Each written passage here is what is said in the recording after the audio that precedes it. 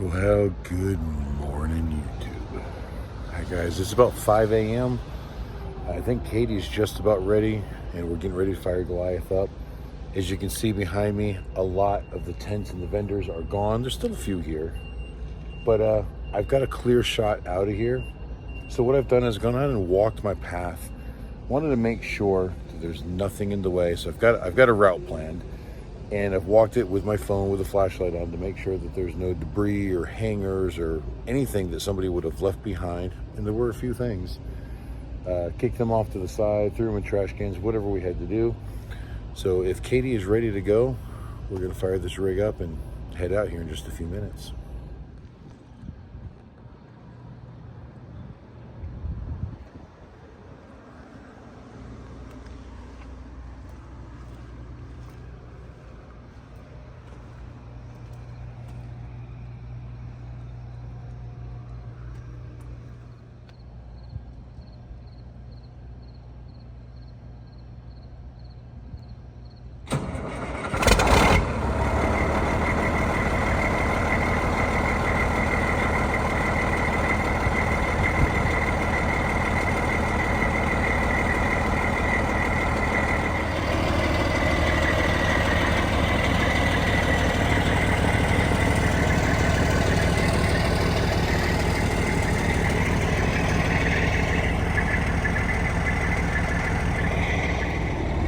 Now you just saw me look at all the trailer couplings, and I hadn't even noticed that I didn't have the trailer plugged in. That's why I do a final walk around, final light check before I go.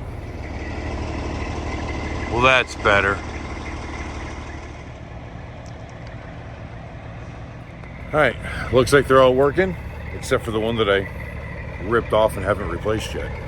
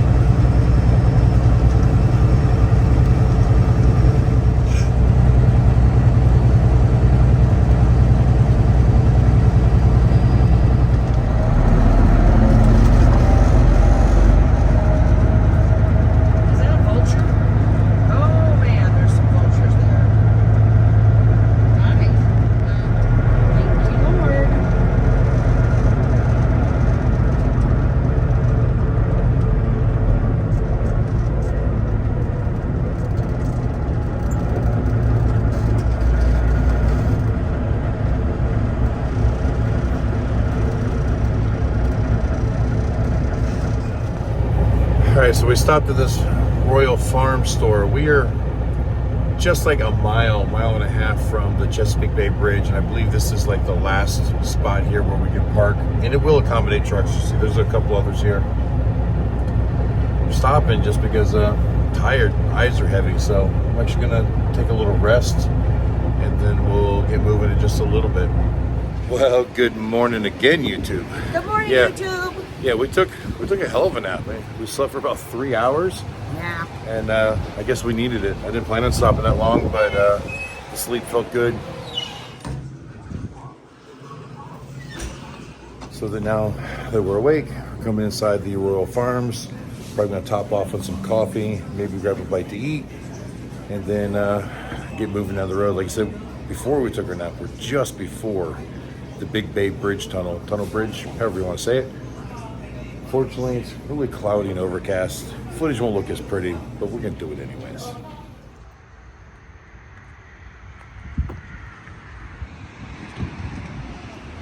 Would you just look at that big, sexy mofo of a truck? All right, so while we were inside the Royal Farms, Katie ordered me a spicy chicken breakfast burrito. So we're gonna go ahead and eat that while Goliath is warming back up and refilling all the airbags and so on and so forth. Hopefully it's yummy. It looks yummy. It's very girthy.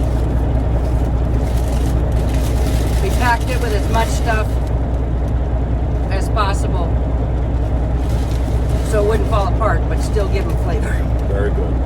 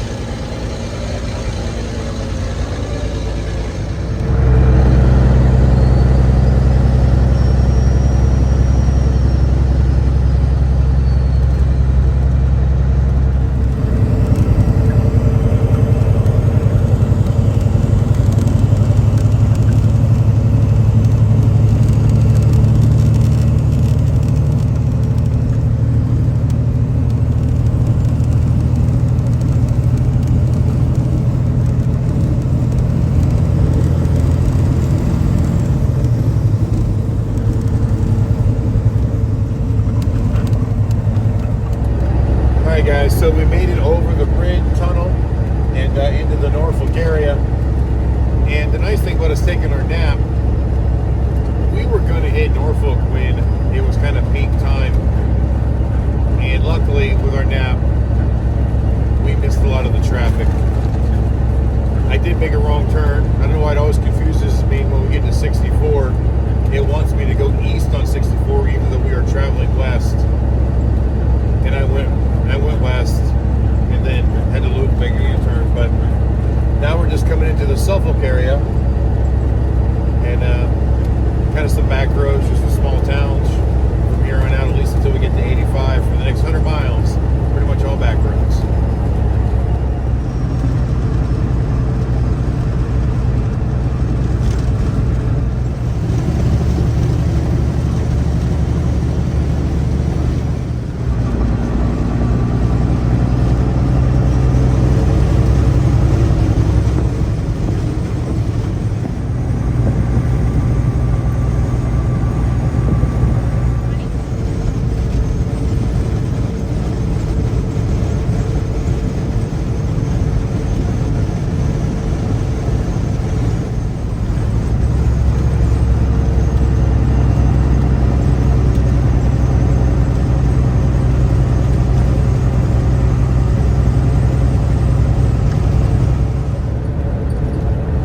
So we made it to the junction of 58 and Interstate 85, and we are now southbound on 85, heading towards the North Carolina line. Now we're only about 11 and a half miles or so north of the border, so we should be North Carolina in just a matter of minutes.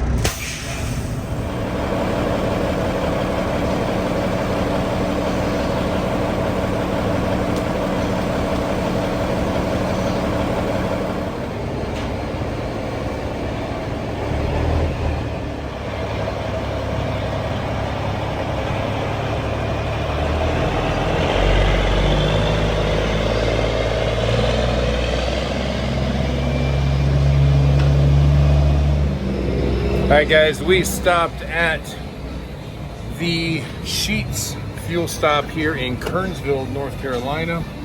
We choose this one because the fuel is almost always cheaper. So here the fuel is $3.94 a gallon. Everywhere we pass it's been $4.50s to like $4.79, so on and so forth. So save almost $1 a gallon, 80 cents at least.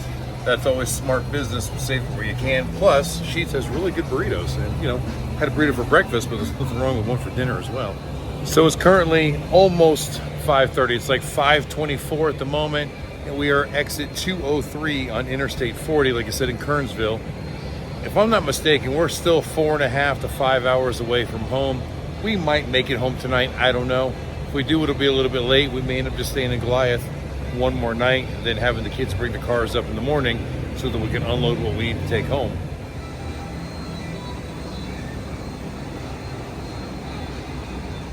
Luckily, traffic has been very favorable, even coming through Lake Greensboro and Durham. We did see an increase, but it was never stop and go. We lost maybe a couple mile an hour. Instead of doing 67, we were doing 64. But I can't complain about that one bit. We never hit any like stop and go stuff.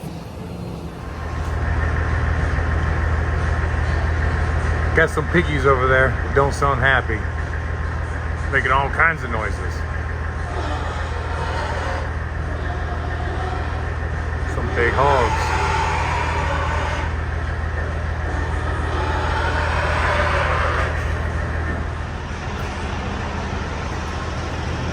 All right, I'm all fueled up and the windshield is clean. I did a quick walk around. Everything is looking good. You can check inside the trailer. Everything is riding well. Keep in mind, we're light on motorcycle this time because Joey rode his motorcycle away. But we do have a lot of waste oil in there as well as our new oil that we purchased. So we're probably pretty close to the same weight, give or take. So now I'm just waiting for Katie to come out with our burritos and our coffee. This particular sheets doesn't have an area where you can pull forward. As you can see from where Goliath is right there, this is all we got. If I pull Goliath forward, he'll still be blocking the pump unless I turn, and then I'm blocking these guys if they happen to be ready before me. So fortunately, you don't have a whole lot of choice but to kind of block it. And what really sucks is this guy here pulled in just as we did, and this is where he parked. And then now another guy pulled in over there and parked, and they're not even getting fuel when there's a parking lot right over there. So anybody that just wanted to get through can really barely get through now. Luckily on this side of the hog hauler, there is still one more lane open in case another truck pulls in. All right, we got our goods. Now it's time to get back on the road. Eat snacks. And actually, I don't know if I can because hog hauler pulled forward over there. I don't know if you can see it. Right over there, but he's off to the side, and I need all that room to get out of here. So I may have to wait a moment for him to go. Wait.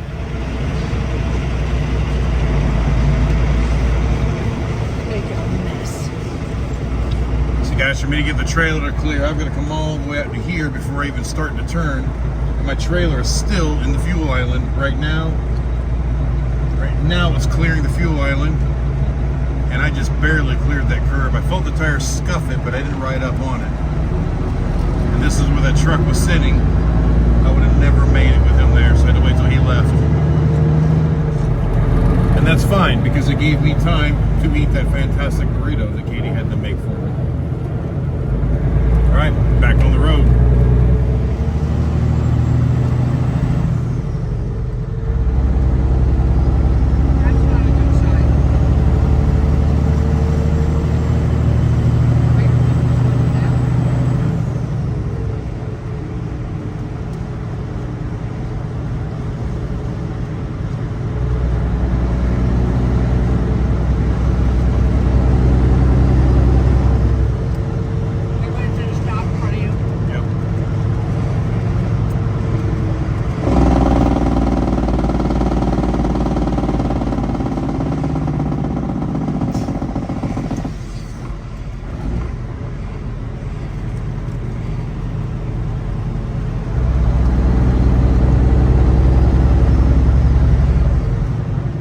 I spoke too soon about being lucky not hitting all the traffic. This is the most we've seen all day as we are merged back on. It's just a slow roll, doing 35 mile an hour, but at least we're not stopped.